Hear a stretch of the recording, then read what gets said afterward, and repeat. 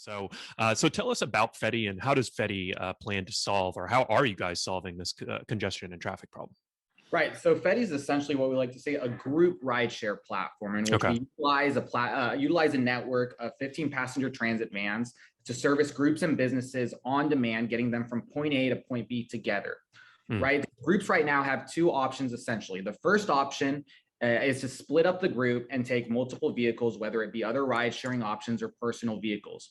Right, that adds to congestion, adds to emissions, mm, and reduces, the transportation experience. People have to yeah. split up and can't ride together. So what we've come in, and of course the other option and the other side to that is the outdated charter model, in which you Mm, have to reserve a charter vehicle days or weeks in advance. Right, pay most of the times a 3 hour minimum and have hmm. no payment flexibility. Right, Right. not going to make sense for you and a group to go to a corporate outing or Yeah. offsite corporate event or just dinner with friends, right? And Yeah. so kind I of mean, what that's the typical situation where you really just need a ride there and ride back, but that you're paying for them to sit there for 3 hours and do nothing, right? And not a lot of winning going on there. the model's outdated. And so kind Yeah. of what we've done is we've created this platform that essentially brings the efficiency and the experience of group transportation, charter transportation, with the efficiencies and the innovation of rideshare technology to kind of combine them and build this group rideshare platform. And that's kind of where we've gone off, and we've transported a little under 500,000 passengers. Yeah. With that, conducted a little over 49,000 trips. So if you think about that, the discrepancy there is huge, in which we're able to take away a lot of unnecessary vehicles by grouping up these Hmm. groups, allowing them to ride together in single vehicles. And so that's kind of what we're doing across the cities that we're operating in. Yeah. So, what are the most common use cases or verticals where people are booking these group transports? I mean, I guess, a lot of Uber and Lyft drivers, I'm sure what pops to their head is, like the Friday, Saturday night, right? Where you pull up and there's like six people trying to cram into one car. And you're like, dude, no. Or some drivers, are okay with it, but not the best situation there, right?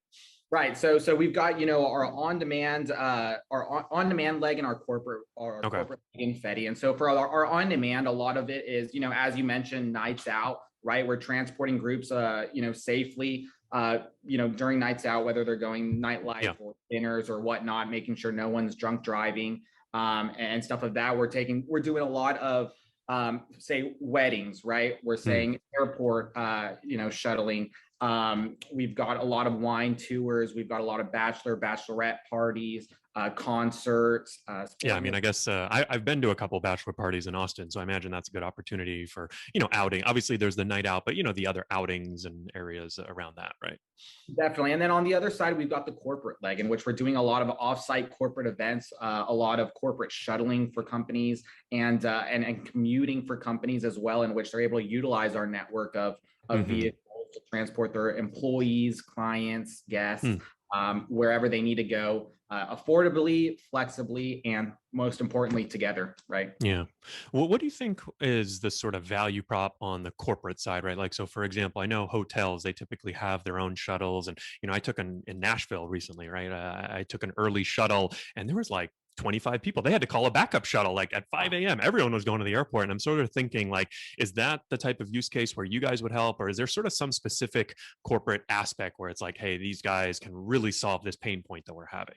Yeah, well, what's really unique about our model, and really the first of the kind, as I mentioned, the traditional old charter transportation model is outdated, right? They have Hmm. to make sure that one booking is reserved days or weeks in advance to ensure that they have time to call out their driver, and it covers the cost of getting the driver to the vehicle. It covers the cost of Yeah. the vehicle, the cost of the cover of administration, whatever it may be. Whereas with our platform, due to our network and in our on-demand base, our drivers are already on the road transporting groups on demand. And so these Hmm. corporations can essentially tap into our network and have the utmost flexibility and affordability compared to charter transportation. So Got for it. example, if a corporation just needs a 1 hour trip, that's fine. We can do Yeah. that, right? And we're able to charge substantially less than any other Yeah. competitor because of our rideshare model. And so that's kind of what's the unique thing about Got our. it. So it sounds like a lot cheaper potentially and a lot more flexible, right? So if I'm a corporation and I've got some route that, needs to be run every single day at 8:30 a.m. and I know I'm going to have 12 people there, you guys may be able to serve that, but it sounds like, that's not like your slam dunk use case, right? You've got these flexible situations or it's like, hey, we need overflow or, just give our employees More flexibility. That's interesting. So two things come to mind. I'd say let's start with the sort of on-demand versus B2B, right? Basically, like B2C versus B2B, right? This is something I see with a lot of the specialized rideshare companies. I feel like a lot of them end up gravitating towards the B2B side because, I think the margins are better and, you can negotiate with one person versus trying to have to, wrangle 15 people. So I'm curious, like, how does the corporate or let's call it B2B and B2C, like, how does that, what percent is versus what percent right now? And how do you think about that going forward, basically?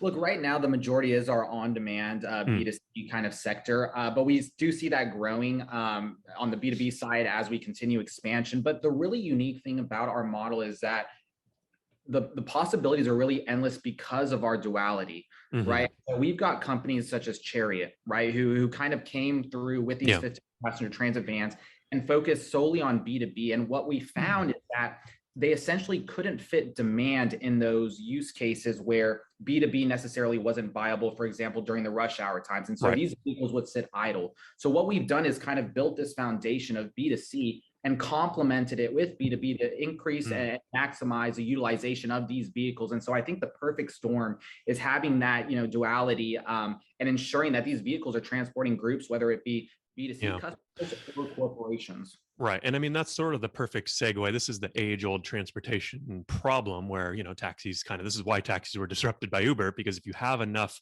vehicles on the road to meet peak demand, you've got way too many during the slow times, right? And you guys do have an interesting model. Well, actually, you tell me about the model. Do you guys buy the vehicles yourselves? These are 15. What type of vehicles are they, first of all? And I assume that, Yeah, not so many drivers have 15 people vans in their backyard, right? So 15 passenger transit vans are mid roofs, very nice. Okay. They're Ford or Mercedes, right? And yeah, as you mentioned, our model is pretty unique and it's kind of, a cool system in which we've kind of utilized and taken, inspiration from different companies. Hmm. One inspiration is with Amazon's DSP program. Got it. Uh, and so, to kind of go through it, we're essentially partnering with Fetii PSPs. These are Fetii passenger service providers, and these are entities that purchase and own 15 Got it. passenger transit vehicles and essentially utilize independent contractors to generate revenue and give opportunities to these drivers. So that could be a one person outfit. It could be a 10-person, company. It could be 100, right? It's like small to large. It really depends on what they're doing. What's the sweet spot for those DSPs? Or do they usually have like 5 to 10 vans or? Yeah, they typically start out with 10, but we're seeing a lot just, Mhm. growing as we grow. And so it's really exciting to give opportunities to these entrepreneurs as we grow as well. Yeah, cool. So you've got the DSP, and then do you guys have vehicles yourself, or can drivers who happen to have a 15-person vehicle come and drive for you, or how does that side work? Yeah, so if they've got a vehicle themselves, they can essentially operate as a PSP, a Okay. one PSP, and so they can come onto the platform after they go through our checks. And in terms of us owning any vehicles, we don't own any of the vehicles, right? We're just a technology platform that essentially allows these owners to put them on our platform and generate revenue and transport groups. Very cool. So what